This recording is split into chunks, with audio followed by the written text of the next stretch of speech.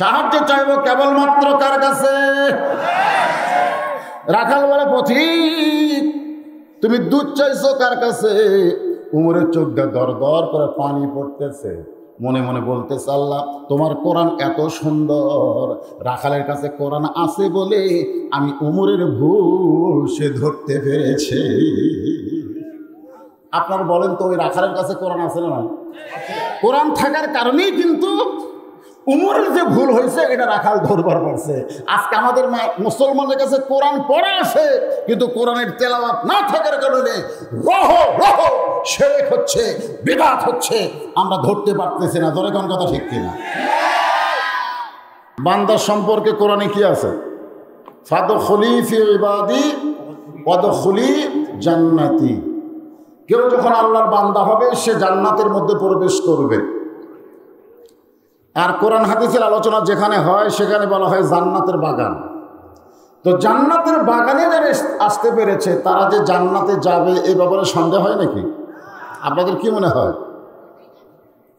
আজকে মুসলমানের ভিতরে সন্দেহ হয় জান্নাত পায় কি না পায়, পায় কি না পায়। অথচ হিন্দুদের ভিতরে এই সন্দেহ নেই। আমি একটা হিন্দুকে বলছিলাম, মরলে কোথায় যাবো? কয় স্বর্গে যাব। একটা মুসলমানকে বলেছিলাম, মরলে কোথায় যাবেন? কয় কবরে যাব। মুসলমান মরলে যায় কবরে, হিন্দু মরলে যায় স্বর্গে, এটাই নিয়ম। আসলে আমরা যারা মুসলমান আমাদের মৃত্যু আছে এটা ঠিক, কিন্তু আমাদের ঠিকানা কবর হবে না। আমাদের দেহ থাকবে কবরে, রুহু যাবে ইল্লিন নামক জান্নাতের বাগানে। কথা ঠিক? কিয়ামত হওয়ার আগ পর্যন্ত আমাদের রুহুরা থাকবে জান্নাতের বাগানে সবুজ রঙের পাখি হয়ে। পর্দার অন্তরে যে সমস্ত মা বোনেরা অধীর আগ্রহে বসে বসে আলোচনা শুনতেছেন, আমি শুনতে পেলাম, দেখিনি তো, যে আপনাদের চাইতে মায়েরা নাকি কম না। অনেক মা বোনের এসেছেন আজকে আলোচনা শুনতে। তাদেরকেও শ্রদ্ধা এবং সম্মান দিয়ে এই মুহূর্তে জানতে চাচ্ছি আপনারা কেমন আছেন। আমি 18 নম্বরে আছি, 116 জনের ভিতরে 18 নম্বরে আছি, তালিকার মধ্যে আছি। ধরে কার মধ্যে আছি? মাশাআল্লাহ। এমন একটা জায়গা থেকে আপনারা আলহামদুলিল্লাহ বললেন যেখানে অসংখ্য রহমতের ফেরেশতা আপনাদেরকে দেখার জন্য আল্লাহ নাজিল করেছে। আপনারা বলেন তো, আল্লাহ, আমরা যেখানে এসেছি আল্লাহ কি দেখতে পায় না? তো তারপরেও ফেরেশতা পাঠানোর কারণ কি? কি কারণ? আমরা সারাদিন যত ভালো কাজ করি আল্লাহ জানে কি জানে না? আমরা সারাদিন যত খারাপ কাজ করি আল্লাহ জানে কি জানে না? এরপরেও দুইটা ফেরেশতা আমাদের দুই কাঁধে রাখার কারণ কি? মনের ঘরে তালা দিয়া চাবি নিয়া আসেন সাই, আমি অধম সাধ্য কি তার হুকুম ছাড়া বাইরে যাই, হুকুম ছাড়া বাইরে যাই। গানটা বুঝলেন? বোঝেননি, খেলে হাসতেছেন। মনের ঘরে তালা দিয়া চাবি নিয়ে আসেন সাই, সাই মানে কে? আমি অদম শব্দ কি তার হুকুম ছাড়া বাইরে যাই, হুকুম ছাড়া বাইরে যাই। আমার দুই কান্দে দুই মোহরি, দুই কান্দে দুই মোহরি, লেখিতেছেন ডায়েরি, দলিল দেখে রায় দিবে, টাকা পয়সার নাই কারবার, আমি পাপী তিনি জাবিন্দার। সবাই বলেন, আছেন আমার মুক্তার, নাই নাই, আছেন আমার ব্যারিস্টার, শেষ বিচারের হাইকোর্টেতে তিনি আমায় করবেন পার, আমি পাপী তিনি জাবিন্দার। অসংখ্য ফেরেশতা আল্লাহ নাজিল করেছে শুধু আপনাদের দেখার জন্য। ফেরেশতারা এসে আপনাদেরকে দেখতেছে যে আপনারা কি করতেছেন। এই কোরআনের মাহফিলে এসে ফেরেশতারা মাঝে মধ্যে আল্লাহকে বলে, আল্লাহ, বাংলাদেশে তো বহু দল, আওয়ামী লীগ, বিএনপি, জাতীয় পার্টি, জামাত, পীর মুরিদি, তাবলিগ, আহলে হাদিস, হানাফি, হাম্বলি, শাফি, মালিকি, বহু দল। কিন্তু কোরআনের মাহফিলে যখন আমরা যাই তখন কোনো দলাদলি পাই না, সবাই একই সামিয়ানার নিচে, মানে একই মায়ের পেটের ভাই। ধরে করো সুবহানাল্লাহ। আওয়ামী লীগের কাছে বিএনপি বলছে, বিএনপির কাছে জামাত বলছে, এমনভাবে সবাই বসে আছে। ফেরেশতা আল্লাহকে বলতেছে, আল্লাহ অন্য জায়গায় দলাদলি দেখা যায়, কিন্তু তোমার কোরআনের মাহফিলে দলাদলি দেখা যায় না কেন? আল্লাহ বলতেছে, কোরআনের হলো মুজিজা। জোরে কান সুবহানাল্লাহ। কোরআনের মাহফিলের কারণে 14 দল 20 দল ভাঙ্গা যদি এক সামিয়ানার নিচে আসতে পারে, যেদিন কোরআন দিয়ে সমাজ এবং রাষ্ট্র চলবে, সেদিন বাংলাদেশে কোনো দল থাকবে না, একমাত্র দল থাকবে আল্লাহর। জোরে বলেন কথা ঠিক কিনা? তো যে আল্লাহ আমাদেরকে এই জান্নাতের বাগানে একত্র হওয়া তৌফিক দিলেন, আমরা খুশি না বেজার? তাহলে জবান খুলে সমস্বরে সকলে বলবো, রব্বানা লাকাল হামদ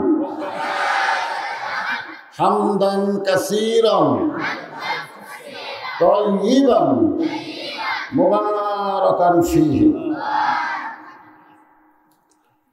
আপনারা সারা জীবন তো কোরআন দিয়ে ওয়াজ শুনছেন নাকি? কন শোনেননি? কোরআনের ওয়াজ শোনেন নাই? শুনছেন। কিন্তু আল্লাহ একটা কথা বলেছেন, সামিনা ওয়া তাআনা। খালি শুনলে হবে না, ওটা আমল করা লাগবে। আমাদের বাংলাদেশের, বিশেষ করে আপনাদের চাঁপাই নবাবগঞ্জে, আমি যদিও না এসেছি, কিন্তু এখানে মাহফিল অনেক বেশি হয়। 3 দিন ব্যাপী হয়, 2 দিন ব্যাপী হয়, না হলে তো 1 দিন ব্যাপী হয়। 7 দিন ব্যাপী পর্যন্ত হয়। এত কোরআনের তাফসির হয়, আমরা শুনি। কিন্তু কোরআনকে শুধু শোনার জন্য আল্লাহ পাঠাইছে না মানার জন্যে? জোরে বলেন, শোনা না মানা? না, আগে শুনতে হবে, জানতে হবে, তারপরে মানতে হবে। যেরকম আল্লাহ বললেন, ওয়াইযা তুলিয়াত আলাইহিম আয়াতুহু যাদাতুহুম ঈমানা ওয়া আলা রাব্বিহিম ইয়াতাওয়াক্কালুন। এই তেলাওয়াত সম্পর্কে জিজ্ঞাসা করা হলো, তেলাওয়াত মানে কি? যেরকম আজকে দেখেন কোরআন তেলাওয়াতে 117টা দেশকে পরাজিত করে বাংলার একজন ছেলে গোটা বিশ্বের মধ্যে 3য় স্থান অধিকার করেছে। এর আগেও একটা করছিল সালে আহমদ তাকরিম, আজকে যেটা সেটা করলো তার নাম হলো আবু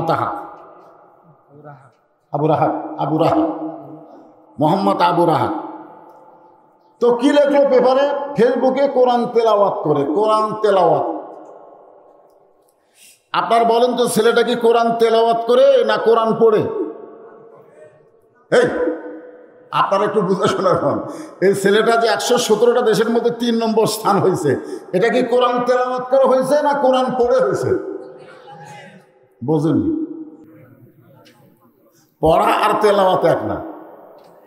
গিরিশচন্দ্র সেন কোরআন পড়েছে, কোরআনের বাংলা অর্থ পর্যন্ত লিখেছিল, কিন্তু বেটা রাম রাম করে মরছে। আমাদের বাংলাদেশে অনেক কোরআন পণ্যওয়ালা লোকেরা জাহান্নামে যাবে, শুধু কোরআন না বুঝে, কোরআন মোতাবেক আন্দোলন না করার কারণে। জোরে কোন কথা ঠিক কিনা? এই কোরআন শুধু পড়ার জন্য আসে না। এই কোরআন যদি পড়ার জন্য আসতো, নবী পড়তো, আবু জেলেরা শুনতো। জোরে কোন ঠিক কিনা? নবী যখন কোরআন পড়েছে, আবু জেল গ্রুপ শোনেনি? সকালবেলা আবু জেল কি করেছে, এত সুন্দর কোরআনের বাণী, সারা রাত কোন দিক দিয়ে গেল আমি বুঝবারই পারিনি। দেখছেন, নবী যখন কোরআন পড়েছে, আবু জেহেল শুনেছে, আর সকালে রিপোর্ট দিছে, এত সুন্দর কোরআনের বাণী, রাতটা কোন দিক দিয়ে গেল আমি বুঝবারই পারিনি। আবু জেহেল। কোরআনের শত্রুতা কখন হলো? যখন স্লোগান দেওয়া হলো, আল কোরআনের আলো ঘরে ঘরে, সংসদেও না, হ্যাঁ সব জায়গায়। আমি যখন এখানে আসতেছিলাম, এক ছেলে আমাকে মোবাইলে লাইট দিয়ে রাস্তায় আলো ধরলো। যদি রাস্তা আলোকিত না হতো, আমি হয়তো হোঁচট খেতাম। ঘরের মধ্যে তো আলো আছে, কিন্তু রাস্তা অন্ধকার, আবার মাহফিল আলো, তাহলে মাঝখানে কি হলো? এই জন্য কোরআন এমন একটা হেজাক, এমন একটা লাইট, এইটা কোনো জায়গার জন্য সীমাবদ্ধ নয়। এ কোরআন হলো সব জায়গার জন্য। জোরে কোন ঠিক? তাহলে কোরআনের তাফসীর শোনার আগে একটা স্লোগান দিয়ে আমরা গলা কিরকিরা করিস, এটা সাইজ করে নিই। আমি বলবো আল কোরআনের আলো, আপনার বলবেন সব জায়গায় জানো। বলতে পারবেন না? আল কোরআনের আলো, কোরআন হাদিস যেখানে, ধনী আর মুসলমান লিল্লাহি তাকবীর।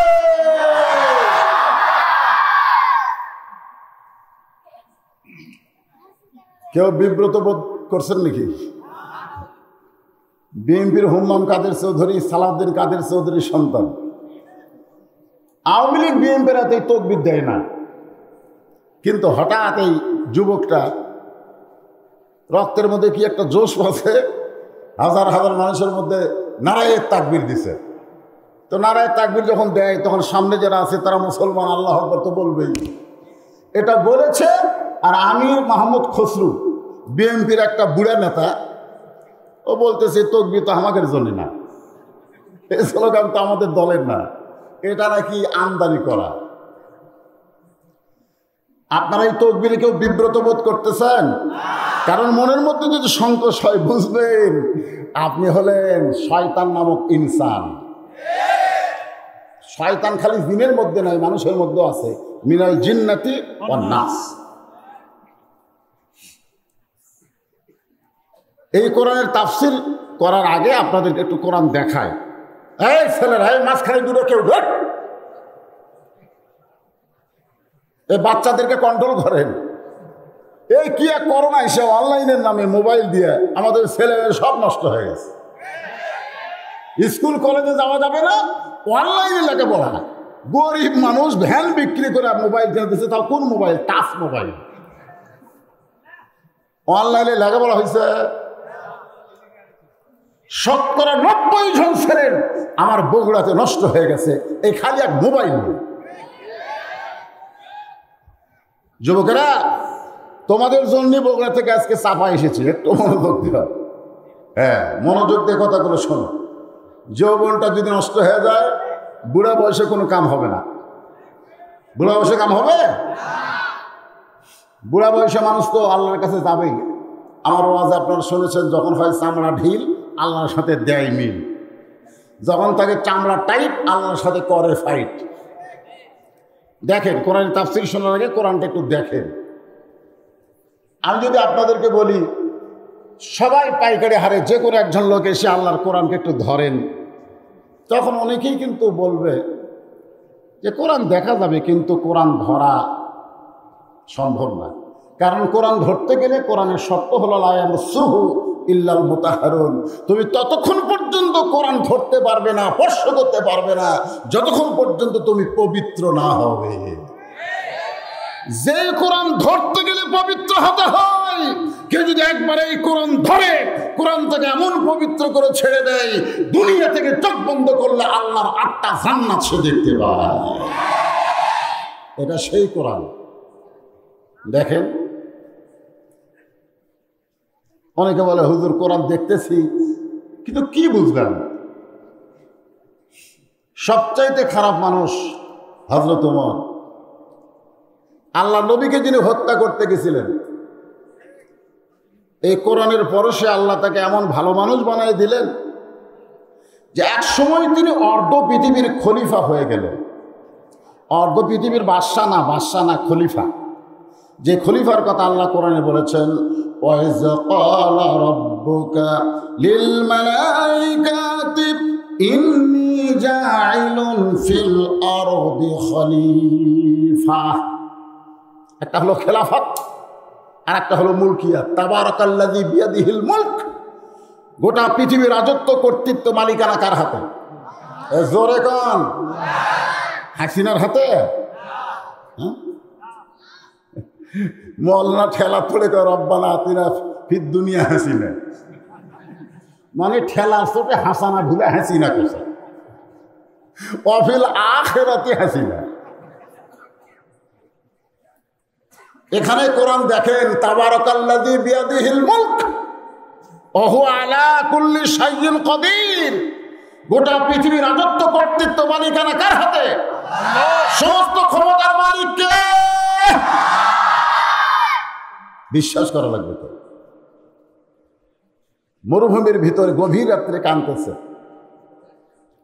আবু যর গিফারি পিছনে গিয়ে বলে, আমির আল মুমিনিন, গভীর রাত্রে সবাই যখন ঘুম পাড়ে আপনি কাঁদেন কেন? আপনি হলেন অর্ধ পৃথিবীর খলিফা, আপনার কষ্ট কি?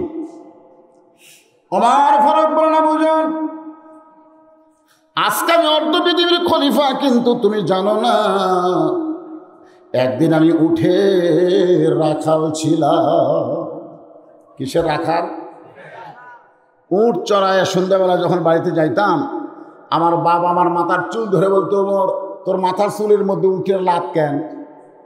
তোর গোটা শরীর দিয়ে উটের পেশাবের গন্ধ আসে কেন? আমি তখন বলতাম, বাবা উট চড়াইতে চড়াইতে ঘুম ধরতো, আর আমি যখন ঘুমাই যাইতাম উট দুম্বা পেশাব পায়খানা হলে ছিটা ফোটা আমার গায়ে লাগতো, এই কারণেই হয়তো দুর্গন্ধ আসতেছে। আমার বাবা কান ধরে বলে, গাধা, তুই একটা গাধা। যে উমরকে তার বাবা গাধা বলে তিরস্কার করেছে, আজকে সেই উমর অর্ধ পৃথিবীর খলিফা হয়েছে। এটা উমরের যোগ্যতাই নয়, এটা কেবলমাত্র আল্লাহর কোরআনের ওসিলা। যেই কোরআন ওসিলায় গাধা থেকে হযরত উমর অর্ধ পৃথিবীর খলিফা হইয়া গেল। আর সেই কোরআন যারা বাংলাদেশে কোরআনের হাফেজ আলেম হয়, তাদেরকে আজকে হাতে হ্যান্ডকাপ লাগায়া জেলখানার মধ্যে তোলা শুরু করেছে। মাত্র 35 দিনে 30 পারা কোরআনের হাফেজ হয়েছে শায়েখ ইব্রাহিম। যেরকম কয়দিন? যাকে সমস্ত আলেম বলে যে একটা তিনি লাইব্রেরি বলছেন, একটা লাইব্রেরিতে যত বই থাকে শায়েখ ইব্রাহিমের মধ্যে আল্লাহ তত জ্ঞান দিয়েছে। সেই মুরব্বী মানুষটাকে হ্যান্ডকাপ লাগায়া আজকে বাংলার জেলখানায়। যেরকম কথা ঠিক। আর পরিমনের মতন বিশ্ব বেহায়া মদের মধ্যে ধরা পড়ল, তাকে রিমান্ড দিল, জেলের মধ্যে ঢুকালো। কিছুক্ষণ পর বিচারপতি বলতেছে, আমি ভুল করেছি মা, আমাকে মাফ করে দাও। বিচারপতি ভুল স্বীকার করছে, হাতে মেহেন্দি দিয়ে জেলখানা থেকে বের হলো। একটাই কারণ, বাংলাদেশের মুসলমান কোরআনের ওয়াজ শুনতেছে, কোরআন পড়তেছে, কিন্তু কোরআন দেখতেছে না। আজকে চেষ্টা করবো আল্লাহর সেই কোরআন আপনাদেরকে একটু দেখাতে। দেখতে রাজি আছেন? একটু দেখেন। ভবিষ্যতে আমাদের অবস্থা খুব ভালো না। 116 জনের তালিকা আছে, তার মধ্যে 18 যে কোনো মুহূর্তে ভিতরে যাওয়া লাগতে পারে। তো বাইরে যতক্ষণ আসি কিছু হক কথা বলার দরকার আছে না? নাই যখন আছেন। এই জন্য এই শোনেন, পেশাব বন্ধ করে দেবেন। এই রেখে উঠে কোনো উঠা চলবে না, কারণ কোরআনকে আপনারা বিশ্বাস করেন। অনুনাজ্জিলু মিনাল কোরআনি মা হুয়া শিফাউ ওয়া রাহমাতুল লিল মুমিনিন। আল্লাহ বলতেছেন, এই কোরআনকে আমি নাজিল করেছি মুমিনদের যাবতীয় রোগের ঔষধ হিসাবে। সব সমস্যার সমাধান হলো না।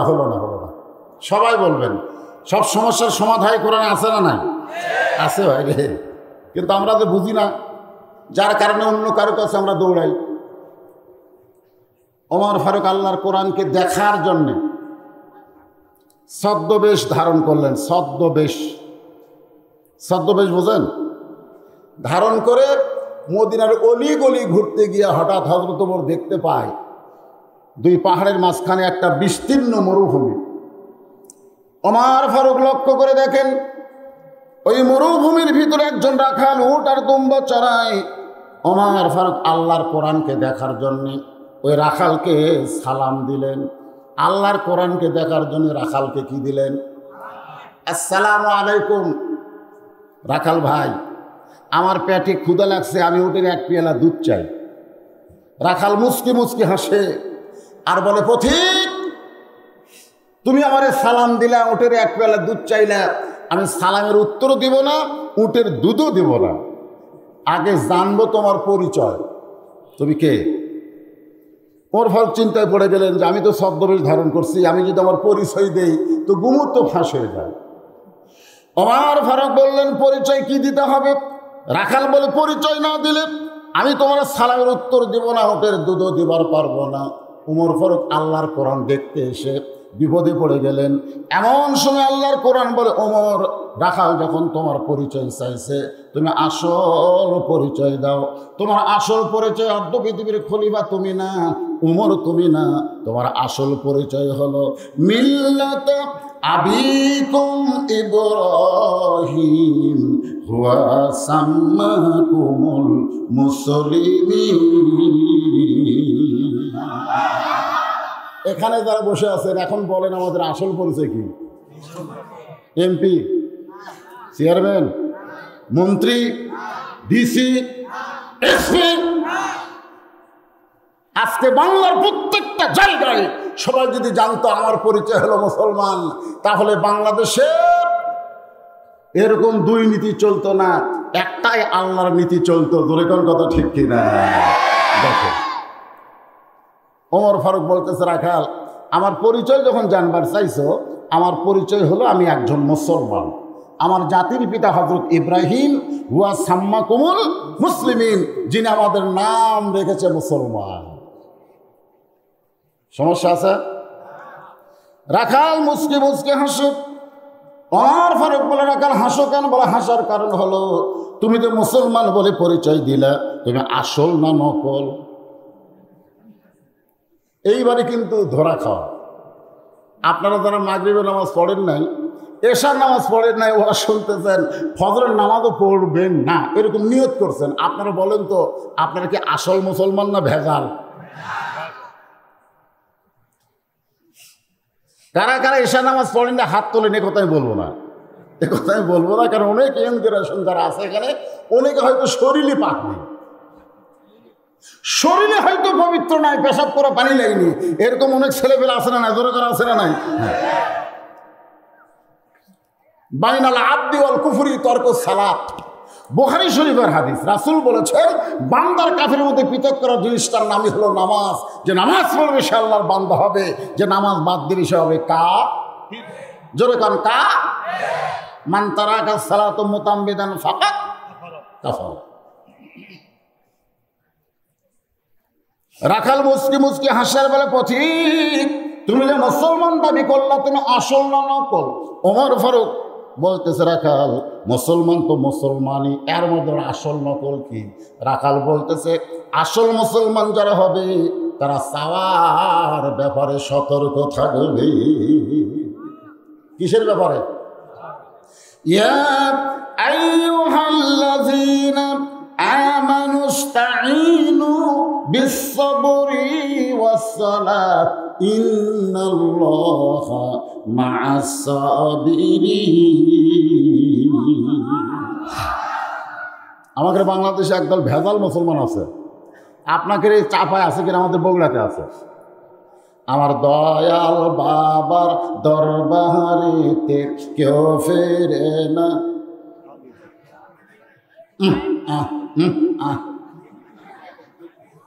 আপনারা বলেন তো, দয়াল বাবা না দয়াল আল্লাহ?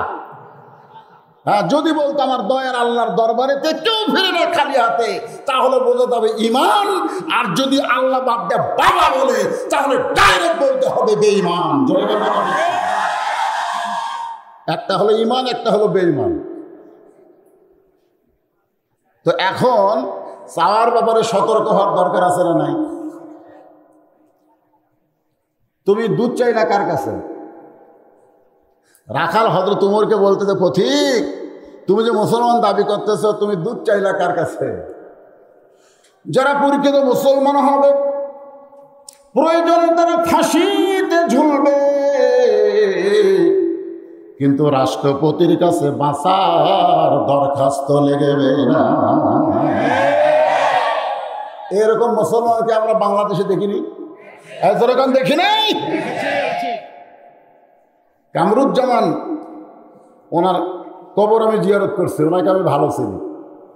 উকিল যখন যায় বললো, ভাই, রাষ্ট্রপতির কাছে ক্ষমা চাওয়ার একটা বিধান আছে, ফাঁসি থেকে যদি বাঁচতে চান। উনি তখন বললেন, আমার জাতির পিতা হযরত ইব্রাহিমকে জিবরাইল বলেছিল যে আগুনের চুলা থেকে যদি বাঁচতে চাও, আল্লাহ আমাকে 600 পাখা দিয়েছে, একটা পাখার বাতাস দিব, আগুন চুলা নিভে যাবে, সাগরে গিয়ে পড়ে যাবে।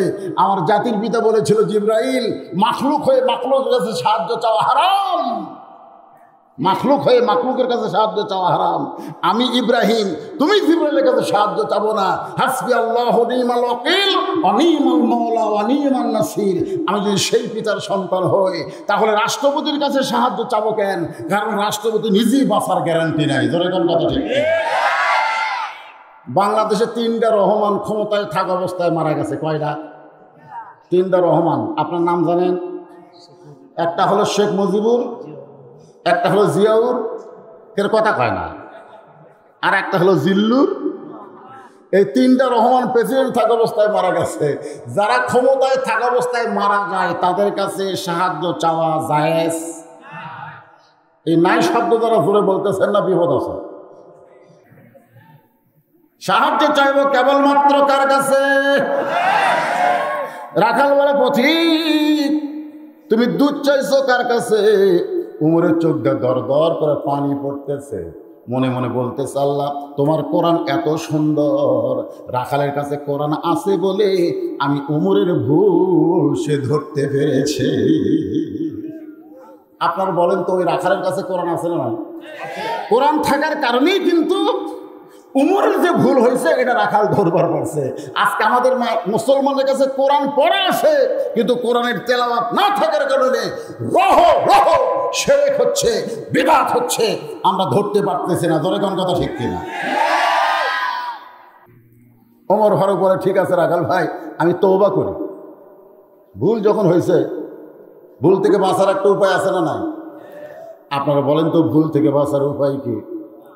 আস্তাগফিরুল্লাহ। ধরে কেন? আস্তাগফিরুল্লাহ। রাখাল বলে, তুমি মূর্খ মানুষ, তুমি তওবা কেমনে করবা? বরং আমি তওবা করাই, তুমি আমার সঙ্গে তওবা পড়ো। উমর ফারুক বলে, রাখাল আমার মধ্যে মূর্খামির কি দেখলা? রাখাল বলতেছে যে চাওয়ার ব্যাপারে সতর্ক হয় না, সে হলো পৃথিবীর সবচাইতে বড় মূর্খ। চাওয়ার ব্যাপারে যে সতর্ক হয় না, যত বড়ই মৌলানা হোক, তারপরে কি আলেম না মূর্খ? কথা কয় না। ডক্টর কামালের নাম শুনছেন? ডক্টর কামাল, যিনি বাংলাদেশের সংবিধান লিখেছেন, তিনি গত নির্বাচনের আগে ঐক্য জোটে নিয়ে সিলেটের শাহজালাল মাজারে গেছিল। পেপারে হেডলাইন দেখছেন, তিনি মাজারে যায় বলতেছে, বাবা আমরা ভোটে দাঁড়াইছি। হাত তুলছে কার কাছে?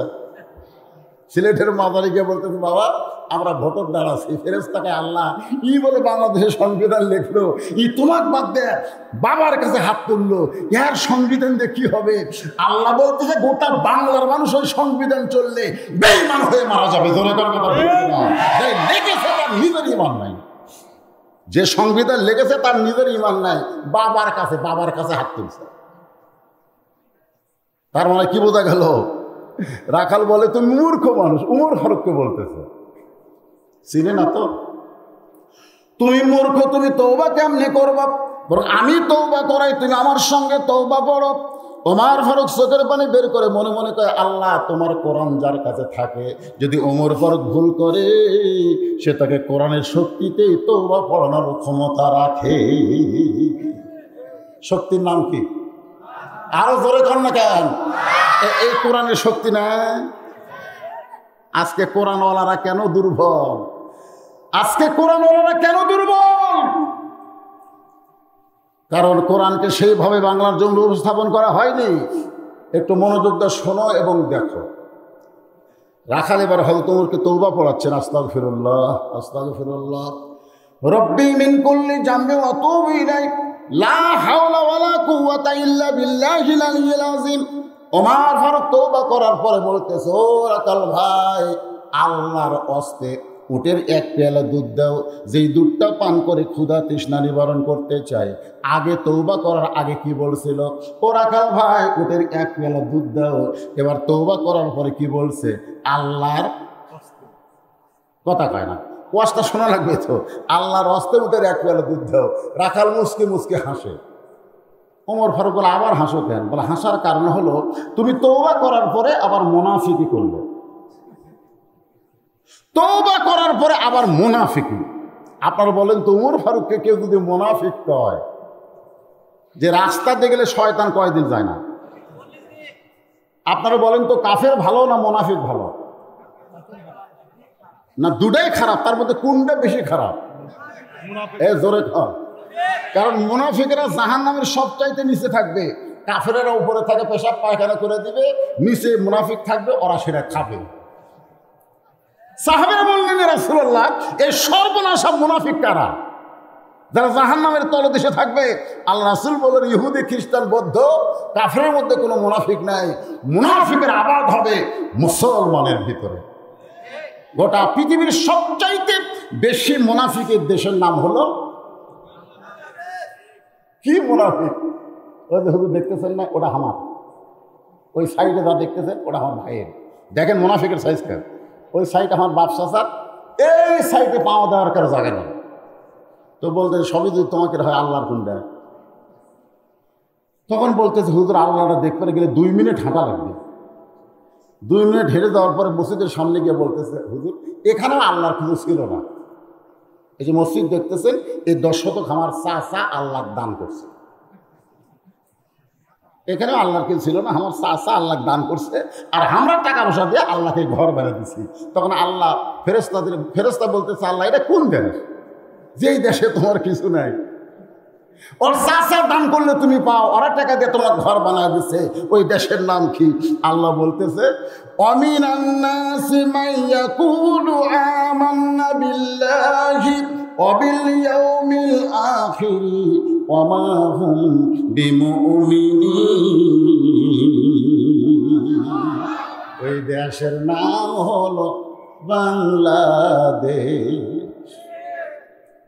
এই দেশের নাম কি?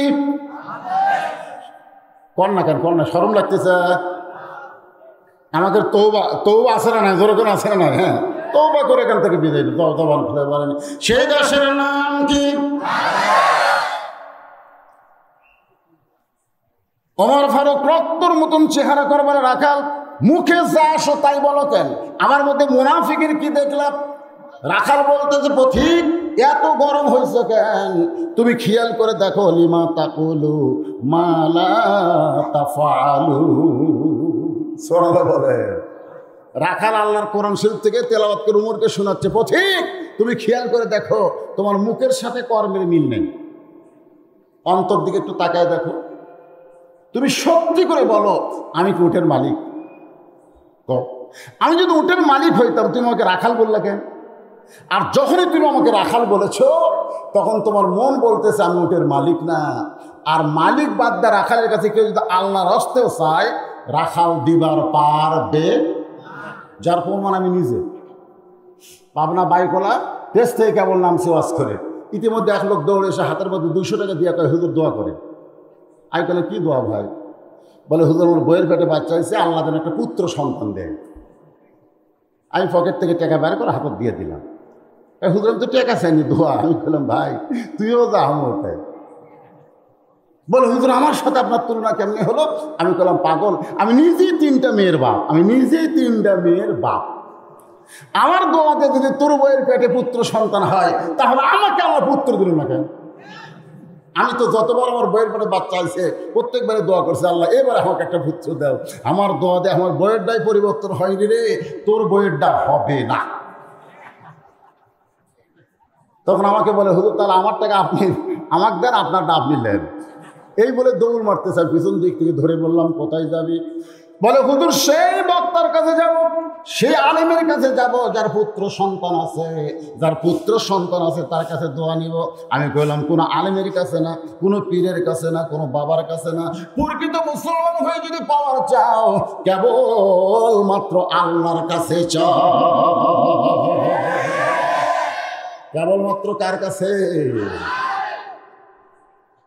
এখান থেকে মালিকের বাড়ি হলো 10 মাইল দূরে।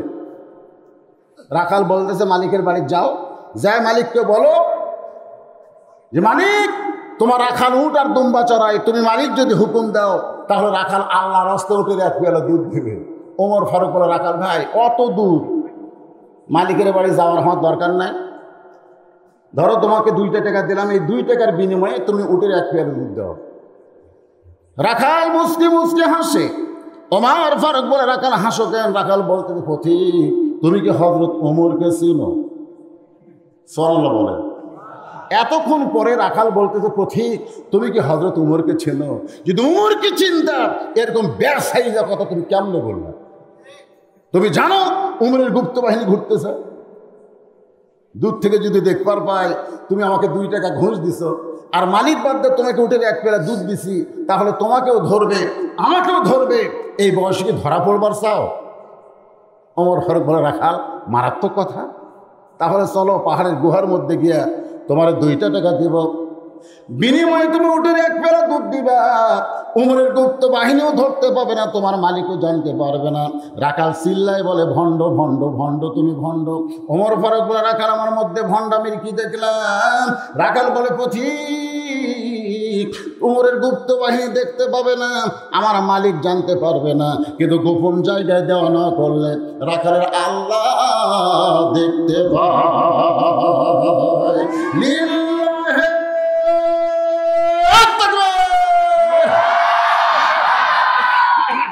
কে দেখতে পায়?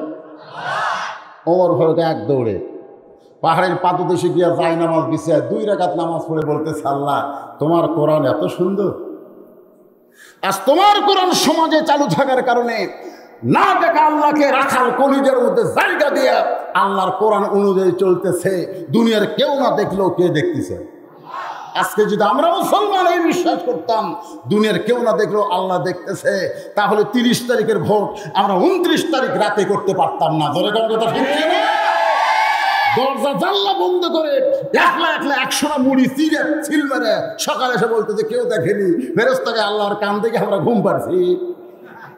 ওই যে বলতেছে কেউ দেখেনি, তাহলে আমার 2 কান্দের ফেরেশতাকে ঘুমিয়ে আসিলাম। এই জন্য একটা গান আছে, যদি ফুলগুলো হয় অভিমানে ঝরে যায়, আমি মালা বলো কারে পরাবো, সে যে কেন এলো না কিছু ভালো লাগে না, কবরে আসুক তারে হে আমি মজা দেখাবো। আল্লাহ তোমার কোরআন এত সুন্দর, আল্লাহ আমি এতক্ষণ রাখালকে দেখিনি, রাখালের ভিতরে তোমার কোরআনকে দেখতে পাই। ও দরদি আল্লাহ, এত পাওয়ারফুল তোমার কোরআন, এটা বাস্তব কোরআনকে আমি দেখলাম। কাগজের কোরআনের মধ্যে কোনো শক্তি নাই। এই কোরআন অনুযায়ী যখন মানুষ চলবে, প্রত্যেকটা মানুষ অ্যাটম বোমের চাইতেও শক্তিশালী হয়ে যাবে। ওমর কাঁদতেছে কার কাছে? এটা কি বেজার হয়ে না খুশি হয়ে? বোঝে না বেজার না খুশি? খুশি হয়ে কাঁদতেছে। রাখাল পিছনে এসে বলতেছে, যতই কান্দো উটের দুধ আমি দিতে পারলাম না। ওমর ফারুক বলে, রাখাল ভাই উটের দুধের কোনো দরকার আমার নাই, আমি শুধু তোমার কাছে জানতে চাই, তুমি না দেখা আল্লাহকে কলিজার মধ্যে জায়গা দিয়ে তুমি যে আল্লাহর কোরআন অনুযায়ী চলতেছ, এর বিনিময়ে তোমার চাহিদা কি? যদি কেউ বলে আমির হামজাকে, তুমি যে প্রত্যেকটা আয়াত কোন পারা কোন সূরা কয় নম্বর আয়াত কয় নম্বর পারা, এই যে কথাগুলো বলে বলে হক তাফসীর করে আজকে তুমি জেলখানার মধ্যে বন্দি অবস্থায় আছো, তোমার মাসুম 2টা বাচ্চা সকালে একবার কান্দে বাবা না পাইয়া, সন্ধ্যা একবার কান্দে বাবা না পাইয়া, এত কষ্ট করে তুমি জেলখানায় আছো, এর বিনিময়ে তোমার চাহিদা কি? তুমি কি চাও? একটা চাহিদা আছে না নাই? 50 বছর কোরআনের হক তাফসীর করে হাজার হাজার হিন্দুকে মুসলমান হলাইয়া আল্লামা সাঈদী জেলখানায় বন্দি জীবন যাপন করতেছে, এর বিনিময়ে চাহিদা কি? আপনার বলেন একটা চাহিদা আছে না না? ওমর ফারুক বলে, রাখাল তুমি রোদে পুড়ে পুড়ে দুম্বা চড়াও, তোমার ভালো খাবার নাই, ভালো বাড়ি নাই, এরপরেও তুমি আল্লাহর কোরআন অনুযায়ী চলতেছো, এর বিনিময়ে তোমার চাহিদা কি? এর বিনিময়ে তোমার চাহিদা কি? রাখাল চোখের পানি বের করে বলে, পথিক আমার চাহিদা কেউ শুনতে চাই নাই, যদি শুনবার চান তাহলে শোনেন। আমার চাহিদা হলো রব্বানা, পড়েন রব্বানা আতিনা ফিদ দুনিয়া হাসানাতাও ওয়া ফিল আখিরাতি হাসানা ওয়া কিনা আযাবান্নার। আল্লাহু আকবার কইলে কেবল সাবায় কি শিখাছে রে? কোরআন আয়াত তেলাওয়াত করলে কি বলা লাগে? আমি তো কোনোদিন আসিনি। আমার বগুড়াতে যে কোনো বক্তা কোরআন শেষ করা মাত্রই ট্রেনিং হয়ে গেছে। আল্লাহু আকবার। আর এখন তো নারায়ে তাকবীরের উপর একটা চর্চা চলতেছে, জোরের কথা ঠিক কিনা? কারণ আমাদের কোনো অস্ত্র না থাকলে এই অস্ত্র দিয়ে আমরা সব দখল করতে পারবো যদি ইমানের বলে বলিয়ান হয়ে দেওয়া যায়। লিল্লাহি তাকবীর। ওমর ফারুক বলে, রাখাল আমি তোমার চাহিদার কথা জানতে চাইলাম আর তুমি কোরআনের আয়াত শুনে দিলে। রাখাল মুচকি মুচকি হাসে বলে, তুমি কি আসলে মূর্খ নাকি? এই কোরআনের আয়াত দিয়ে আমার দুইটা চাহিদার কথা বললাম। একটা হলো দুনিয়ার চাহিদা, একটা হলো আখিরাতের চাহিদা। দুনিয়ার চাহিদা হলো মহামানব হযরত ওমরকে আমি এক নজর দেখতে চাই। আর আমার 2 নম্বর চাহিদা হলো আমি রাখাল যখন মরে যাব এই অধম রাখালকে আল্লাহ যেন জান্নাত দেয়। বুঝবার পারছেন রাখালের চাহিদা কয়টা? রব্বানা আতিনা ফিদ দুনিয়া হাসানা। দুনিয়ার চাহিদা হলো হযরত ওমরকে, মহামানব হযরত ওমরকে এক নজর দেখতে চাই। যে ওমর আল্লাহর কোরআনের আইন চালু করার কারণে আমার মতন রাখাল না দেখা আল্লাহকে কলিজার মধ্যে জায়গা দিবার পারছি, সেই মহামানব হযরত ওমরকে খেলে একটা নজর। তাহলে ভালো নেতা দেখার আশা আছে না নাই? জোরে করে আছে না নাই? আপনারা কোন নেতা দেখবেন? ভালো নেতা। আমরা একটা কথা বলি না, আল কোরআন আইন চাই, সব লোকের শাসন চাই। ধরে কোন কথা ঠিক কিনা ভাই রে? রাখাল বলতেছে আমার জীবনের সাধনাই হলো 1 নম্বর মহামানব ওমরকে একটা নজর দেখব। আমার 2 নম্বর চাহিদা হলো আমি রাখাল যখন মরে যাব, মরে যাওয়ার পরে অধম রাখালকে আল্লাহ যেন জান্নাত দেয়। সঙ্গে সঙ্গে হয়তো ওমর রাখালের হাতটা এভাবে খস করে ধরছে, ধরে আমার দিকে তাকান, 3 বার চুমা খাইছে। চুমা খাই বলতেছে, রাখাল তোমার 2 নম্বর চাহিদা আল্লাহ পুরা করছে। 2 নম্বর চাহিদা আল্লাহ পুরা করছে, মরার সঙ্গে সঙ্গে আল্লাহ তোমাকে জান্নাত দিয়ে দিবে। আলহামদুলিল্লাহ।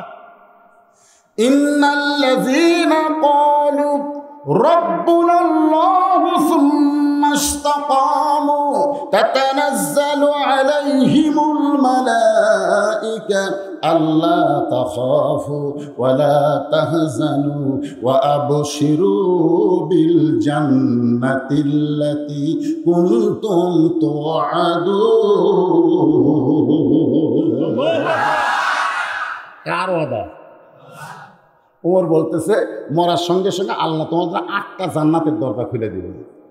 রাখাল মুচকি মুচকি হাসে। ওমর ফারুক বলে, হাসো কেন? বলে হাসার কথা হলো বাকিটার কথা বললে মরে গেলে জান্নাত পাবো, সেই বাকি কথার কথা বললে নগদ হযরত ওমরকে দেখতে পাবো 1 নজর, সেই কথা বলতে তোমার কোন জাকাত বাজার? আপনার কি বুঝতেছে? ওমর ফারুক যেইটা কইছে রাখালকে, সেটা কি নগদ না বাকি? কথা কর, নগদ না বাকি? মরার পরে আল্লাহ তোমাকে জান্নাত দিবে, এ কথা সবাই বলতে পারে, কিন্তু হযরত ওমরকে 1 নজর দেখবো এই কথা বলতে কোন জায়গায় বাজে? ওমরের চোখ দিয়ে দর দর করে পানি আসতেছে। আমি যে ওমর, এই কথা রাখালকে কেমনে বলবো? যে রাখাল আমাকে তওবা পড়াইছে, যে রাখাল আমাকে মুনাফিক কইছে, যে রাখাল আমাকে ভণ্ড কইছে, এখন যদি বলে আমি ওমর, বলাও সারা, রাখাল হাত ফেল করে মরাও সারা। কি বুঝতেছেন? যে রাখাল হযরত ওমরকে কি পড়াছে? তওবা পড়াছে, মুনাফিক কছে, ভণ্ড কছে। এখন যদি বলে আমি ওমর, বলাও সারা, হাত ফেল করে মরাও সারা। ওমর হয়তো চিন্তা করে গেলেন কি করি। এমন সময় আল্লাহর কোরআন সে বলতেছে, ও দো ইলা সাবিলি রব্বিকা বিল হিকমাহ।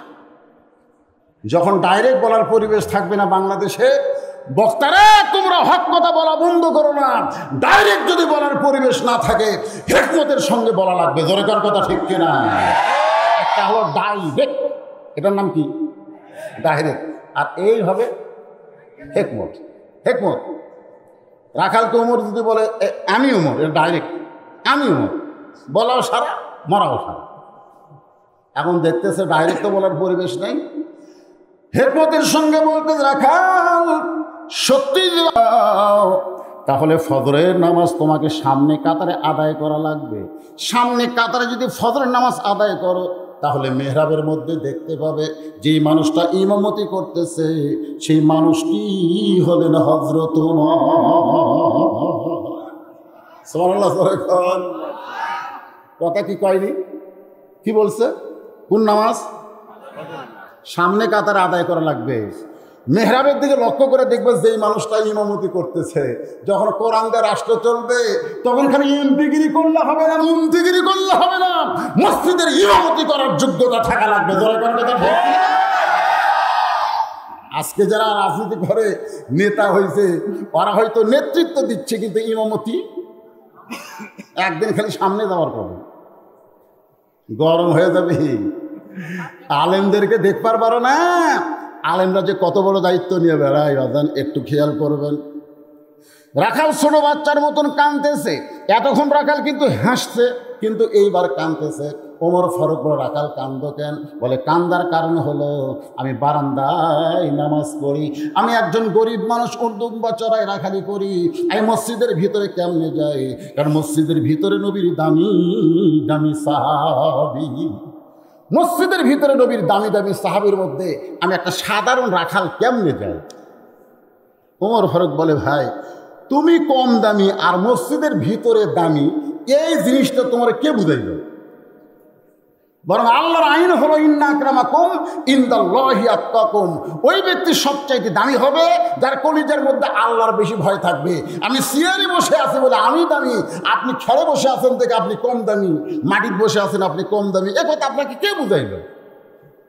হাসরের ময়দানে দেখা যাবে আমার মতন অনেক বক্তার জিহ্বা টেনে বের করে জাহান্নামের বর্ষি লাগায় জাহান্নামে নিয়ে যাবে। অনেক শ্রোতাকে আল্লাহ জান্নাতের দরজা খুলে দিবে। জোরে জোরে কথা ঠিক কিনা?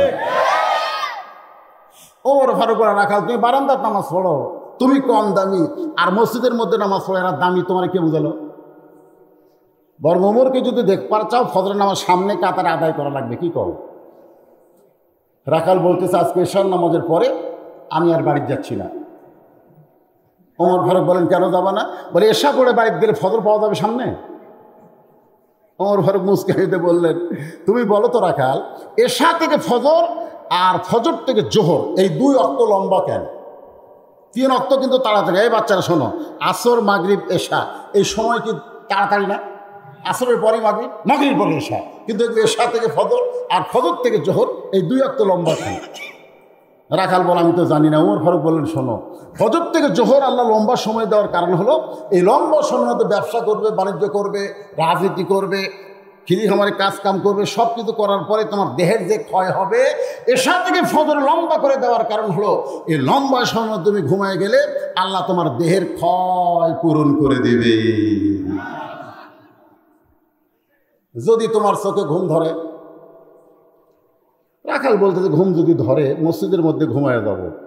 যেই বলছে মসজিদের মধ্যে ঘুমায় যাব, ওমর ফারুকের চেহারা রক্তের মতো লাল হয়ে গেছে। বর্তমানে মসজিদের মধ্যে চেয়ার ঢুকছে, চেয়ার ঢোকেনি। এই চেয়ার খালি উমরের শাসন আমরা থাকলে যারা চেয়ারে বসে নামাজ পড়ে আগে ওকে পাও কাটে দিত, যে তুই হেঁটে হেঁটে মসজিদে এসে চেয়ারে বসে নামাজ পড়িস করে, তো কি শান করে নিয়ে আইছে, পালকিত করে নিয়ে আইছে, কয় না হেঁটে হেঁটে আসি। তা হেঁটে হেঁটে যদি আসতে পারো তো দাঁড়াবার পারো না কেন? নামাজের 13টা ফরজের মধ্যে একটা ফরজ হলো দাঁড়িয়ে নামাজ পড়া। জোরে করে কথা ঠিক কিনা? কিন্তু আমাদের নেতাগুলো মৌলবি কিছুই করে না। দিন দিন মসজিদে চেয়ার আরো বাড়তেছে। জোহর নামাজ পড়ে সবাই চলে গেছে, ওরা 3 জন 4 ফ্যান দিয়ে গল্প করতেছে। সবাই বাড়িতে গেছে, তোরা বাড়ি যাস না কেন? 4 ফ্যান ঘুরতেছে, 3 জন গল্প মারতেছে। ফেরেশতাকে আল্লাহ সবাই নামাজ পড়ে বাড়িতে গেল, এরা 3 জন যে 4 ফ্যান দিয়ে গল্প করে রেজাল্ট কি? আল্লাহ বলতেছে, নামাজ বাদ দিয়ে যতক্ষণ মাথার উপর ফ্যান ঘুরেছে এই ফ্যানের বিল আলাদাভাবে এই 3 জন না দেওয়া পর্যন্ত জান্নাতে যাওয়ার পারবে না। কারণ মসজিদের বাপের ঘর নয়, ইচ্ছা মতো ফ্যান ঘুরে ভেতরে মসজিদ তোমার বাপের ঘর নেই। ছোটবেলায় পিঁয়াজ রসুন খেয়ে মসজিদে ঢুকলে তাকে মুরব্বীরা তর দিয়ে বাইর করে দিয়েছে, তোর মুখ দিয়ে পিঁয়াজ পিঁয়াজ গন্ধ লাগে, রসুন রসুন গন্ধ লাগে। আর এখন মসজিদের মধ্যে রসুন পিঁয়াজ কাটতেছে, মানে মসজিদ রান্না ঘর বানাচ্ছে। কথা বল না কেন? আল্লাহর ঘরে গুরুত্ব নাই। ওমর ফারুক বললেন, রাখাল আজানের গুরুত্ব দিও।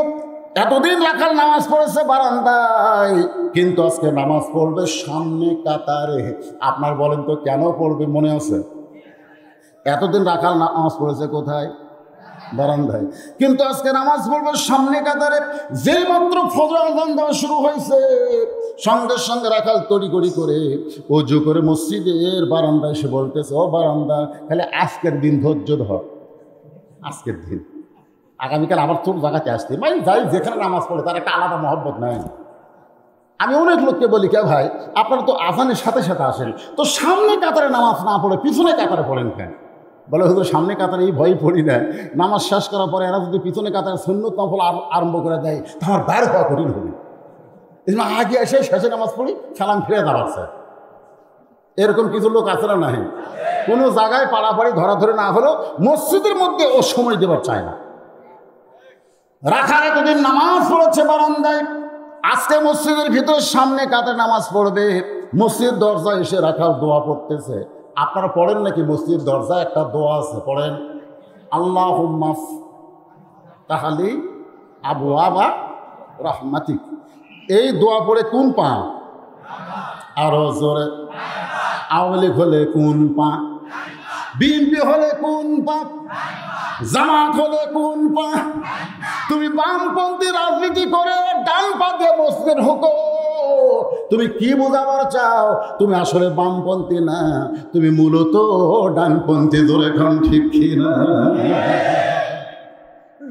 যারা বামপন্থীকে আমরা ধর্ম নিরপেক্ষ, ভুয়া কথা, ভুয়া কথা। নিরপেক্ষ বলে কোনো শব্দ নাই, স্বয়ং আল্লাহ পক্ষ। আল্লাহ যদি পক্ষ না হতো তাহলে কেন বললেন অমাইয়াবতাগি গায়রাল ইসলামা দীনান ফালান ইউকবালা মিনহু? ভাইজান শোনেন, আমি আপনার এলাকায় নতুন আসি, কথা নতুন আসছি কিনা? আপনারা কতক্ষণ শুনবেন না? যদি আপনারা সারা রাত না হোক 2-4 ঘন্টা শুনবার চান তাহলে কি মনোযোগ শুনবেন? কিন্তু এখানে একটা কাম হলো কি, যে হুজুর আপনি যতক্ষণ ইচ্ছা চালান, কারণ আমি তো আপনাকে চিনি না। আজকে আপনাকে সাথে আমার একটা চেনাচেনি হবে, ঠিক কিনা? একদিন আপনার মোবাইল শুনছেন, 2-4 মিনিট শোনার পরে বন্ধ করছে। সব মোবাইল কিন্তু গোটা আজকে শুনতে পায় না, শোনা শুরু করে কিছুক্ষণ পরে অন্য কাজ থাকে, যে কোনো কাজে ব্যস্ত হয়ে যায়। কিন্তু আজকে তার কোনো ব্যস্ততা নাই, আছে নাকি? কিন্তু এই মাহফিল কমিটি বলেছে হুজুর শুধুমাত্র রুমাল এবং চাদর যেটা আছে, এই চাদর 5-7 মিনিটের মধ্যে একটু কালেকশন করে দিয়ে আপনি ইচ্ছা মতো ওয়াজ করেন। এদের মধ্যে একটু এরকম করতেছে, কথাটা বুঝলেন না? নতুন বক্তা আছে, এই জন্য আপনাদের কাছে রুমাল এবং চাদর যাচ্ছে। আপনারা একটু পকেটে হাত দিয়ে আল্লাহর কোরআনকে মহব্বত করে এই কোরআনের মাহফিলকে ইজ্জত দেওয়া। রুমাল ধরবে, ধরো ধরো ধরো, ভালো করে ধরো, এমনভাবে ধরো মাঝখানে টাকা দিলে দেন টাকা আটকা থাকে। ধরো, ভালো করে ধরো। একটু দেখে দেন না কেন, রুমালটা কীভাবে ধরা লাগে একটু দেখে দেন। এলে আগে ট্রেনিং দেওয়া হয়নি কীভাবে ধরা লাগে। দাও দাও বাবা, সবাই রুমালের মধ্যে দেন, 2 জন করে রুমাল ধরেন। এটা সবচেয়ে ভালো হতো ব্যাগ হলে ভালো হতো। একজন আমার রেজাল্ট কি হবে আমি জানতে চাই। হুজুর মরে যাওয়ার পর আমার রেজাল্ট কি হবে আমি একটু জানতে চাই। আল্লাহ রাসূল বলেন, খাদিজা কি রেজাল্ট শুনতে চান? খাদিজা বলি, ইয়া রাসূলুল্লাহ, আপনি যখন 25 বছর তরতাজা যুবক ছিলেন, ওই সময় 40 বছর বিধবা ছিলাম। আপনি যখন নবুয়তের দাবিদার হয়ে নবী হিসাবে স্বীকার করলেন, তখন আমার বয়স হলো 55 বছর। ওগো আল্লাহর নবী, 55 বছর বয়সে ঈমান গ্রহণ করেছি, এখন আমার 64 বছর বয়স চলতেছে।